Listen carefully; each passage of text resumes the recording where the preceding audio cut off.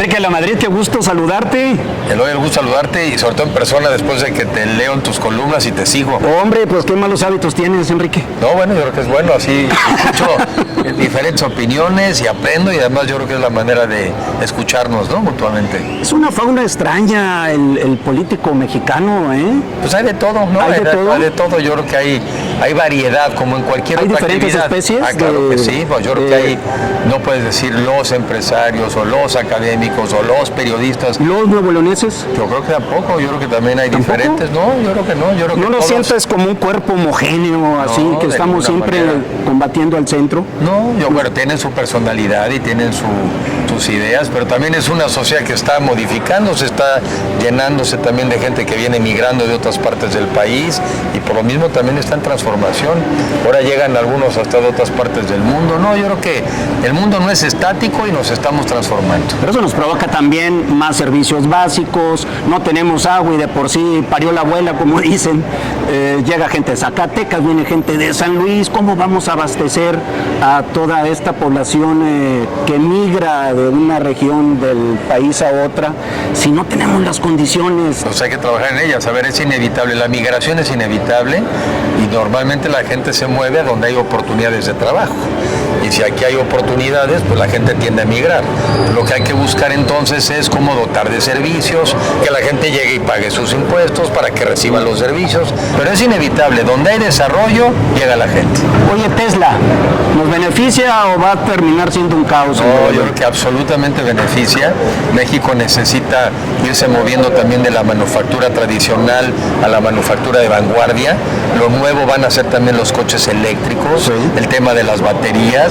México es fuerte ya en la industria automotriz, pero ahora la industria automotriz también se está transformando. Nos vamos de los coches de combustión a los coches eléctricos, claro que beneficia. ¿Cómo le vas a hacer para poder derramar esos beneficios económicos hacia el bienestar de la población de Nuevo León? A ver, yo creo que es donde nos ha fallado como país, y esa es la deuda que tenemos, pero la podemos arreglar. Una, tienes que traer mejores negocios, mejores inversiones, que produzcan más de riqueza, pero la repartamos mejor. Si tú compites como país nada más con salarios bajos, pues podrás generar empleo, pero no generas riqueza. Nos tenemos que ir moviendo a inversiones de mayor valor agregado. Por eso me gusta lo de Tesla. Y no solamente que aquí armemos coches, que aquí los diseñemos, que aquí los pensemos. Entonces quiere decir que también hay trabajo para los ingenieros, para gente con mayor, digamos, nivel de preparación y por lo mismo más ingreso. México necesita salirse de competir por salarios bajos y necesita competir por talento. Y eso sí, un compromiso, porque tiene que ser un compromiso de repartir mejor la riqueza. ¿Está mal repartida? Sí, sí está mal repartida. Sin duda. Absolutamente. ¿Desde hace cuántos sexenios? Desde muchos sexenios. O sea, yo creo que, y no en México nada más, en el mundo. Está estudiado y está evidenciado que se fue concentrando la riqueza sobre todo en el accionista, en el dueño del negocio. Y perdió participación el trabajador normal. Esa situación la tenemos que revertir, la tenemos que compensar. En ese escenario, ¿el gobierno federal es un estorbo o es un propulsor de la distribución de la riqueza? El gobierno federal debiera ser un facilitador. Hoy, a mi juicio, me parece que es un estorbo. A mí me parece, por ejemplo, que es increíble que el gobierno federal opine si debiera entrar o no Tesla. Perdón, pero como que ¿quién te preguntó? Sí. Y bueno, y si no vas a ayudar con recursos, pues no estorbes. La mayoría de los permisos son municipales, y estatales. Entonces, con todo respeto, si no vas a ayudar, no estorbes. No es competencia del gobierno federal decidir si entra o no Tesla a un estado o entra al país. Podrá opinar si da unos subsidios, y si no los da, que cuando menos no estorbe. Yo creo que nuestro gobierno federal, en la mayoría de los temas hoy, es el principal estorbo del país. A ver, narcotráfico, por ejemplo. Bueno, pues a mí me parece que es absolutamente incompetente en el ataque al narcotráfico, y en muchos casos hasta pareciera ser que es complaciente. Desde tu punto de vista, ¿somos más seguros los mexicanos en cuestión de seguridad pública? En México hoy son 28 homicidios por cada 100,000 habitantes. ¿De ese tamaño? 28. En Estados Unidos son 6. Pues nomás divídele, y es 4 veces más arriesgado vivir en México que vivir en los Estados Unidos, aunque alguien diga otras cosas. No se sostiene. O tenga otros datos. Pues tiene datos equivocados, porque no se sostiene la realidad. La realidad es que México se ha vuelto un país muy seguro. Fíjate, otro dato que vi. Hoy traemos niveles de homicidios similares a los que tiene Colombia. Nada más que Colombia viene de guerras. Entonces traemos niveles similares a los de Colombia, pero Colombia viene de la guerra. Nosotros en teoría no estamos en guerra. ¿Te gana tu visión nacionalista? A ver, soy nacionalista, pero en un sentido moderno de la palabra, que es hacer las cosas para procurar mejorar el nivel de vida de la gente. ¿Dónde está el modelo antiguo de nacionalismo?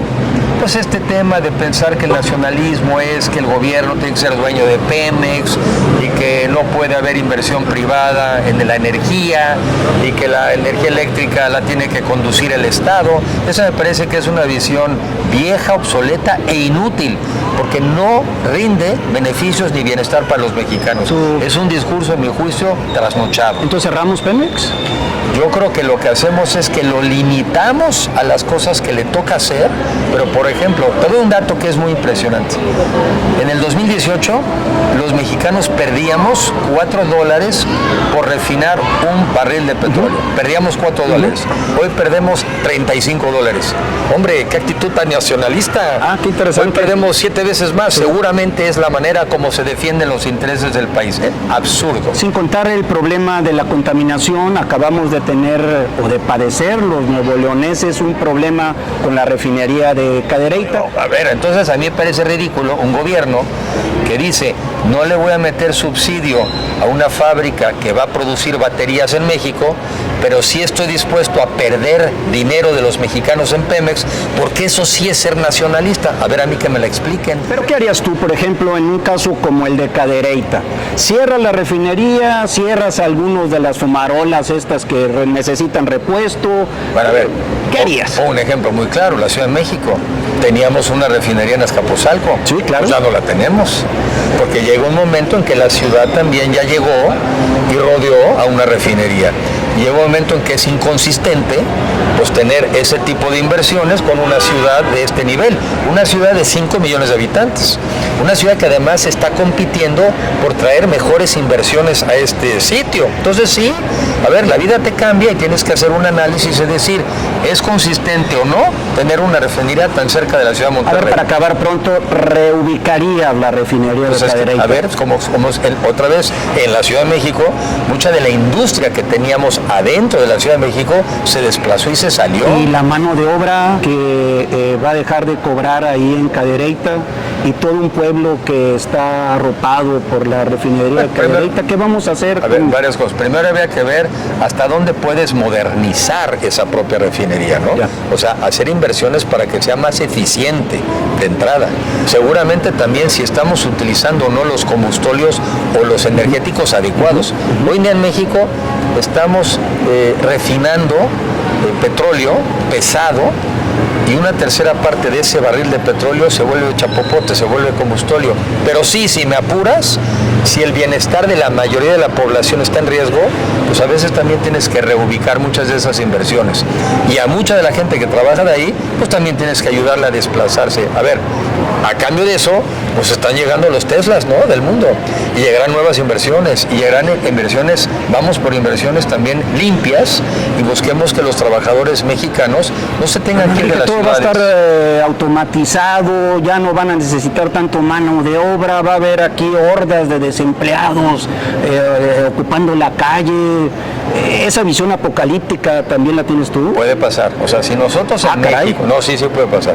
Si nosotros en México no hablamos de lo que está pasando en el mundo, que es la automatización de la economía, de que toda aquella actividad que pueda ser automatizada será automatizada, y no nos estamos dotando de las habilidades para acoplarnos al nuevo mundo, nos puede pasar eso. Y yo no veo que en México estemos hablando de eso. Yo veo que estamos hablando de que si Pemex y el pasado y hace 40 años, el reto de hoy es dotarnos a los mexicanos de las habilidades para competir con éxito en el mundo de hoy y no tener la añoranza de lo que pasaba en México hace 40 años. Eso es irrelevante. ¿Qué vamos a hacer con los retos de hoy y cómo sacarle provecho? Eso es de lo que tenemos que hablar los mexicanos. Entonces no valen las demagogias para un candidato presidencial. Yo creo que entre más mientas, pues más le estamos afectando a la credibilidad de la política. Pero prometer no empobrece, Enrique. No, sí empobrece, porque empobrece la confianza confianza de la gente, y por eso hoy la gente no le tiene confianza a la política, no le tiene confianza a los partidos. Yo creo que se pueden hacer propuestas ambiciosas pero viables. Entonces, ¿cómo se llena el Zócalo si no es con promesas y demagogia? Pues lo hemos llenado muchos de nosotros siendo voluntariamente, sin ningún peso de por medio, a defender el INE, a defender a la Suprema Corte de Justicia y a buscar un país mejor. En otros lugares sí tienen que pagar para llenarlo, porque de otra manera, ¿cómo lo llenan? ¿Pero nombres? No, porque lo que ahí sí no pienso hacer es ofender. Tenemos que aprender a polarizar en las ideas sin ofender a las personas. Una frase que algún día le escuché a alguien: duro con las ideas, suave con las personas. No, yo te puedo decir que las ideas del gobierno actual son malas, ineficientes, no le están sirviendo al país, y que el México de hoy es peor que el de antes. Pero en el camino no tuve que ofender a nadie, solamente estoy diciendo que traen muy malas ideas y muy malos resultados. Creo que eso es polarizar. ¿Qué va a pasar en el proceso interno de tu partido, el PRI?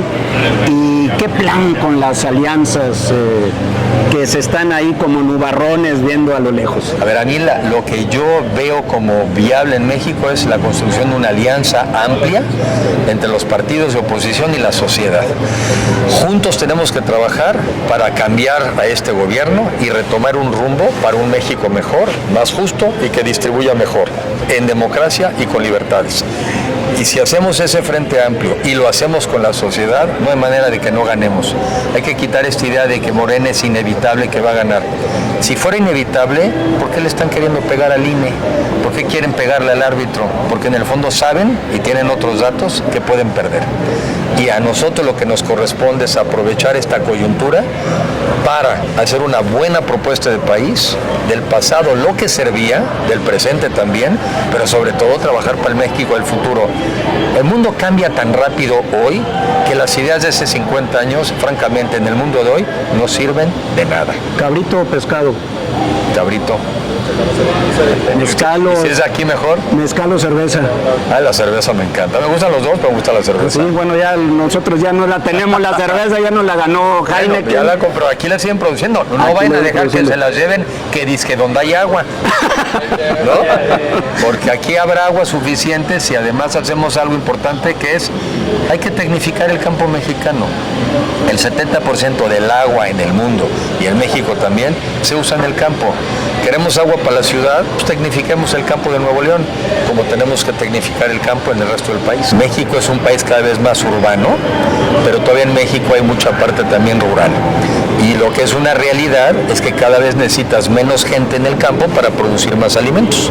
Como también vas a necesitar menos gente en la industria para producir productos, y por eso tenemos que estar modernizando nuestra economía para emplearnos.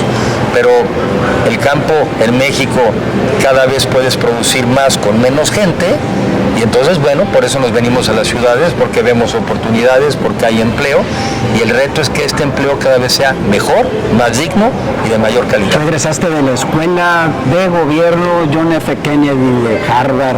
Antes de eso soy egresado de la Facultad de Derecho de la UNAM. Eres abogado. Yo soy abogado.